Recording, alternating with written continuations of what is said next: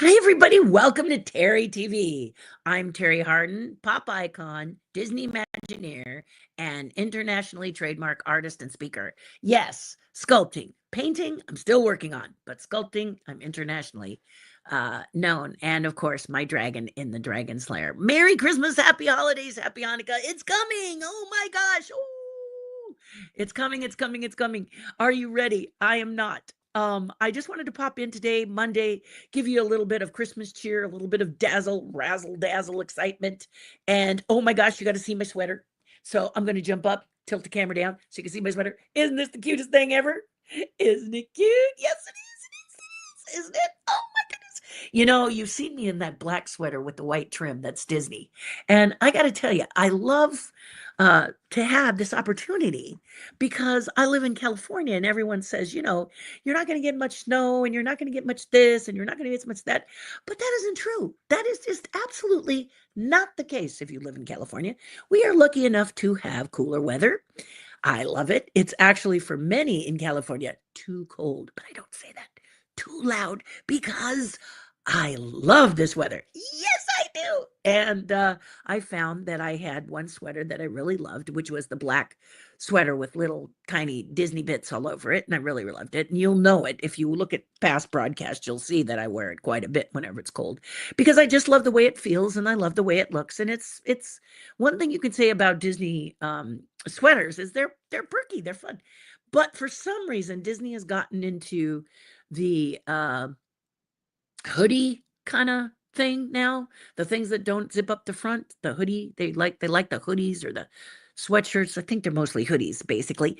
And the spirit jerseys, neither of which I want. I don't want a spirit jersey and I didn't want a hoodie. I wanted a sweater, something that was knitted and soft and fun and has, knitted patterns. And I wanted it to be Christmas. So I went shopping looking for the Disney sweater and I had trouble finding it.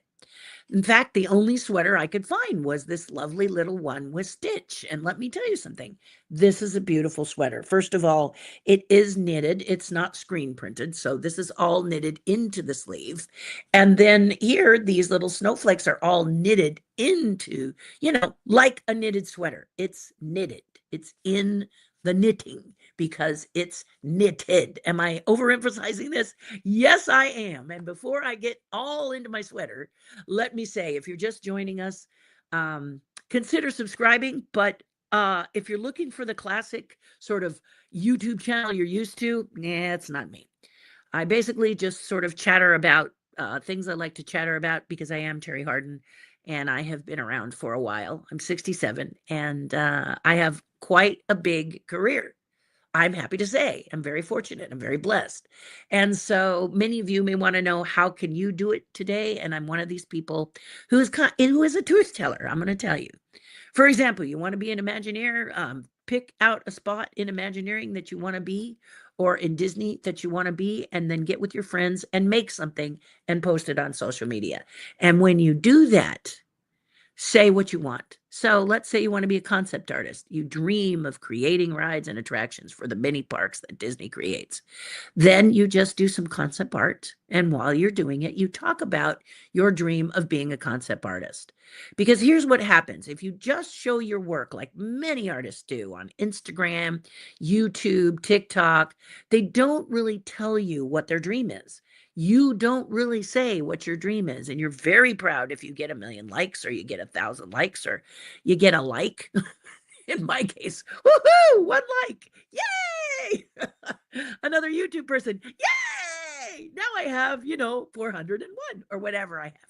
Um, that's where we celebrate, but we don't necessarily say what our dream is. So I'm going to encourage you. The new year is coming. And if you want to work for a company like Disney or Sony or things of this nature, gather with your friends and make something. This is how it happens because Disney is watching, as are many other companies. They're watching.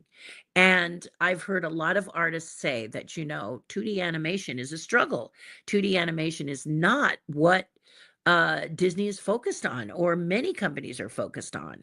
So that being said, it doesn't mean that you can't create yours and they think, I'd like fill in the blank with your name, this person to be able to do this for us. So if you take, is it Julie Taymor, the one who did the beautiful puppets, who continues to do beautiful puppets for plays like Lion King at the Pantages, that's near me in here in Hollywood. You think puppets were an easy thing for someone to, she didn't just drop and they do it. She did shows. She followed the if you build it, they will come. And that's the case. If you look at Nick Park, who does Wallace and Gromit, he just made these wonderful little stop motion animated things, and now there's a new one out. So I'm telling you, you've got to sometimes rewrite the scenario, and you can do it. And now you know what my channel is about. Yes, you can. And I'm going to be honest, I don't sit here and just preach it. I am learning. During the pandemic, I have to be really straightforward with you. I started painting again. And it has been a journey. I mean, seriously, it's been a journey. And I will do a special walkthrough so you can see where I started, which was, oh dear. Because when we start, it's always, oh dear, do I have any ability whatsoever? With me, I say, starting point. Now it's all going to go up from here. And I will show you my journey from my very first painting that I did. It's not the very first painting because I discovered water mixable oils. I've been painting in acrylics, which are very fun, but I always liked painting in oils. So now I paint in both, not at the same time. But I'll do a little thing if you're interested in it. Post in the comments if you want to know about the journey. But what I'm saying is I'm taking this journey with you. You will get together and you will say, okay, I want to be an Imagineer. I want to be a concept artist, or I want to work at the park. I want to design, whatever you're saying to yourself. Okay. Whatever is in your, want to animate, whatever. Get with your friends or sit down and work it out as though you are the head of your department. Do you follow me? So let's say you want to do concept art. Well, think of what you want to do concept art about. One of the things that Tony Baxter really wanted to do was a Wizard of Oz land, because Wizard of Oz has been very close to his heart. And Tony Baxter was senior VP, and he still, in my opinion, is senior VP, even though he's semi-retired. Senior VP of Imagineering, and he just put it together. As a young man, I think, what was he, 16 or something like that, 18 or whatever, and he shows up at Imagineering, and he had built an attraction, and he just brought it in and showed it to them. Now, can you do that now? I don't know.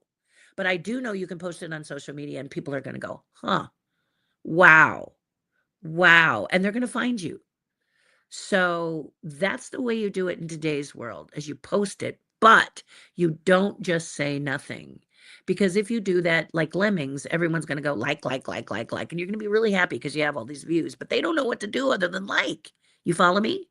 So you don't want that to happen. You want them to look at it and go, that person would be great for fill in this project, okay? Fill in this project. Because many, many animators and creators are now, let's take Andreas Dijak, who apparently, well, I don't say apparently, who finished an animated film. And he pulled from it animators he learned about in his travels and on social media. So, newsflash, guys, this is when you get on there, you post it, and you do it. And this is one of the reasons that I have this channel, because sometimes the answer can be right in front of you, but you're too close to it to see it. You're like this close. Wasn't that scary? Yeah, it was scary for me too. But you're so close to it that you can't see it. It's all, like standing too close to a painting. But when you step back, it all becomes clear. And so I'm here to help make it a little bit clear. And I have been painting to get the clarity myself, because I thought it would be nice to paint. And I have some rules. I went to a teacher yesterday and told him my rules are, I want to be free and loose. I don't want to sketch it first, then paint it. I want to paint it, everything with a brush, No pencil, no graphite touches my canvas because I want to paint it first. And that was scary for me. I mean, when you look at my history, you're going to say, wow, she's done Ghostbusters, she's done this, she's done that. And you're going to say to yourself, where do I stand? I've heard it. Okay. If you're not that person, good for you. Keep fighting. But if you are that person, don't let that stop you because it happens to me on occasion. I was terrified not to use a pencil. I tell you, the way I painted before, I did the sketch, then I did a wash over it, and then I filled in the sketch with color. Now, it isn't a simple way to do that. Okay, that's not simple. But to me, it was still too restricted. I wanted to just put brush to canvas and paint the son of a gun, right? And that made my heart race. I mean, true story. I was like, what if I screw up? But then what if you do? This was the thing that the other voice said, you know. Voice one says, oh, what if I screw up? Voice two says, so what if you do? Paint over it. Start again. I won't do that. I don't usually paint over my paintings. I want to see my journey and I want to show my journey to you so that you can see that there's nothing wrong with screwing up in the beginning. You're a beginner. You know, babies don't just pop out and walk. They got to learn. They got to learn to crawl. They got to learn to roll. They learn to roll over. Then they learn to crawl. Then they take that first wobble. We all do. And finally, one foot in front of the other, we're walking. So it's the same deal. And I hope you will do it. Okay. This is just a holiday gift for you. Okay. This is just my little present for you. And I hope that you will accept it in the way that it is given.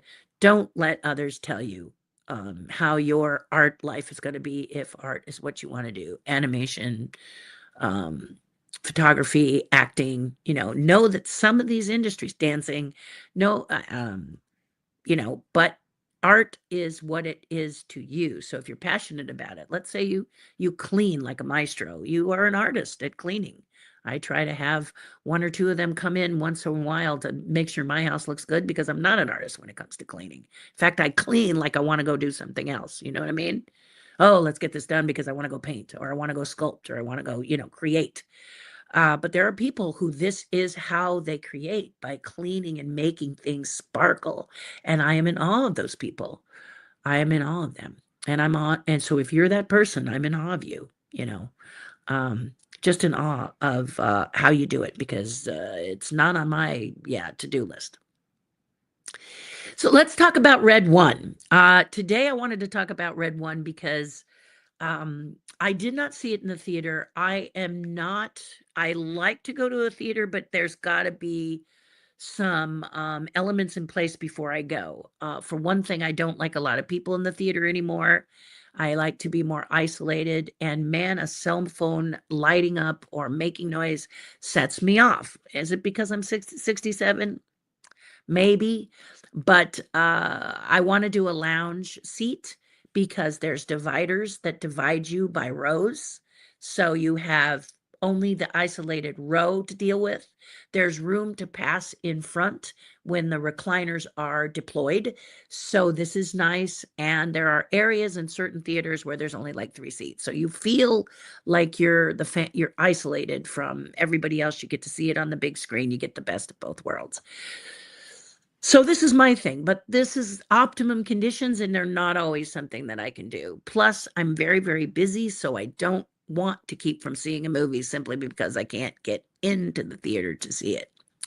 So a lot of times I'm streaming and it's not a giant screen, but it's a good sized screen and I can get the benefit of it. And if it turns out that I really, really think it's beautiful, like for example, Wild Robot, then I will go and see that again at the theater. And by then things have transpired so much and moved so much that it's usually empty because everyone goes and sees it right away, So Red One I had heard was not that fabulous. I was heard that people didn't really like it. People didn't go to see it or whatever. I am going to say though, and they also said, let me just finish my thought, which you'll find on this channel sometimes. I finish it, sometimes I don't. Then you have to answer in the comments. You never finish that story, and then I'll write to you and finish it for you because life is that fast for me. I mean, I'm sure it's that way for you too, right?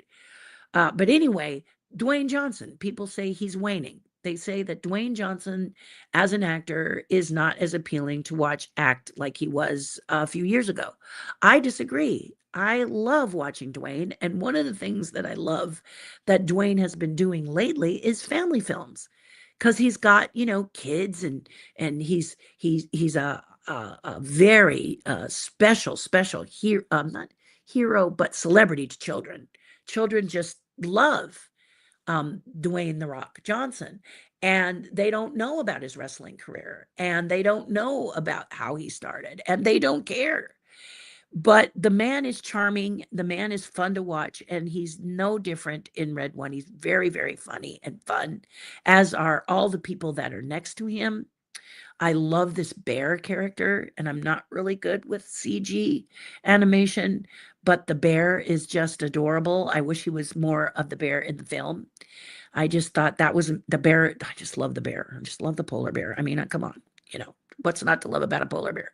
But a talking tough polar bear, yeah, I'm in.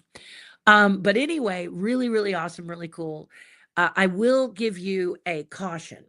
Okay, when I watched the movie, I realized one of the reasons it may be difficult to like it, and that is the beginning of the movie. When the movie starts, as many films do, they lay out the scenario. Here's what's happening in the world today, and it's too much like the news right now. I mean, it is tough to watch, in my opinion. Okay, if you watched it and it didn't do that for you, but for me, it was tough to watch because, and I'm not going to spoil it for you, but it was tough to watch because it was like watching the news. And this is heartbreaking for me. I lost my parents recently. This is my first Christmas without my parents. And I have to tell you, ouch. So I sat with my husband and I was like, I don't know if I can sit through this movie because the front part is rough, I felt. So just go in expecting the worst and hoping for the best, and maybe you'll just sail right through it. But understand that as the movie progresses, it's wonderful, is all I'm going to say. That's all I'm going to say, because I don't want to spoil it to you. I hate when people spoil it for me, so I'm not going to do that for you. But give it a chance, and give Dwayne a chance, because um, Dwayne has a movie that I just love that many people go, "Ugh, really?" And it's The Tooth Fairy. I don't know if you've seen him in The Tooth Fairy. He wears a tutu, and no one wears it better than him, I got to tell you. Not someone I want to date. I'm married to the love of my life. I love my husband more than anything, and he's the hottest thing since sliced butter. So, no. But I will say that Dwayne as an actor is a lot of fun to watch. Every time his eyebrow goes up, every time he gives that side look, that is the Dwayne Johnson mark, uh, signature look. I love it. I just love it. And I never tire of watching this man. And Dwayne, if you happen to skitter across my channel and watch this part, don't let anybody tell you that you're a has-been, because they're just wrong. That's all I'm going to say. You keep making movies. I'll keep watching them. Yep. You got my ticket. I just love this movie. I thought this movie was a lot of fun, and had a lot of people in it that I absolutely love seeing and enjoy watching their performances. So see it if you haven't seen it. And if you have seen it and you don't like it, feel free to tell me why in the comments.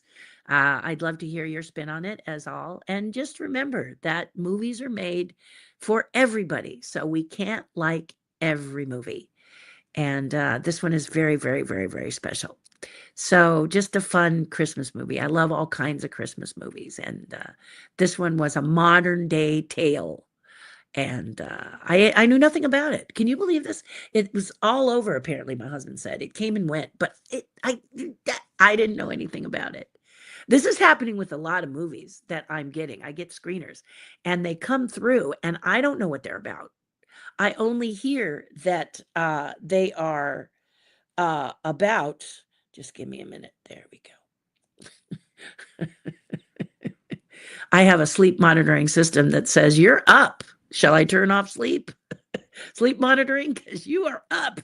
Yeah, I'm always up early. I probably see change when I get up and when I go to bed. It's trying to give me 8 hours of sleep, but sometimes I just don't get it because there's so much to do, right? So I just wanted to pop in and tell you, if you want something to do during the holidays, that's a fun thing to do. If you're looking for a New Year's resolution and it's to splash, yourself, to, introduce yourself to the world, understand, and you know this, that social media is a great platform that I didn't have. And I'm grateful for it now. But I'm semi-retired, so I will always tell you the truth. I don't wish to apply for any extra work. I'm doing all my own thing now. I've earned it. I'm 67. I've earned it. So for you that are still out there looking to do this because you want to do it, don't give up. Okay, don't give up. I just saw a lovely post by many of you saying congratulations to the class of 1977, the people who first saw Star Wars. Well, an avid member. I am known as the Star Wars Queen because of standing in line for a very long time to see Empire Strikes Back. Star Wars wasn't known in 77, so if you went to the first screening at the Chinese theater, it was empty. It's a true story. We walked right in. But the word of mouth had traveled so quickly after that first screening that by nighttime you couldn't get near the theater. And that's the way it was for a long, long time. But I saw it a lot. And I won't go into that story. I'm writing a book about it. But if you want to know that story, post in the comments and I'll tell you. But it's a long one. And then in 1980, when I wanted to go, and see Empire Strikes Back, I stood in line for 3 days, 3 full days, and it wasn't easy. It was a battle. And I had to fight for my position because the internet, computers, Facebook, all of that stuff didn't exist. Computers were still trying to find their way, and they were big and clunky and making their way, and they were DOS and they were Windows and But now, as you know, they're a watch, they're a phone. Absolutely mind-blowing how far they've come. And but because I could not get a ticket online like you can do today, I had to stand in line and actually purchase the ticket, and almost got arrested, all kinds of stuff like that. But I am known as the Star Wars Queen because I did see it quite a bit. It all comes out in a beautiful, joyful way, a lot like this movie, and all is good. All is good. My career. Thank you, George Lucas, for never giving up, is what I say. Thank you, George Lucas, for never giving up and giving us the Star Wars film. I know how you feel today, but take some time and look at the 1977 scrapbook you created, the list of storylines you created, and remember that warm, fuzzy feeling that you got when you knew you just had to make this film. And those of you out here who have that same passion, don't let anyone stop you. Figure out a way, okay? And with that, happy holidays, my friend. Until next time, this is Terri Hardin for Terri TV, and we will see you soon. Do something nice for someone else. If you're feeling melancholy, if you're feeling sad, this will make you feel a whole lot better. Take a tip from the Grinch who stole Christmas, his heart, because he did something for the Who's in Whoville. So you too, okay? All right. Hugs and kisses, you guys. And what a wonderful opportunity to see you, because all I want for Christmas is you. See you later.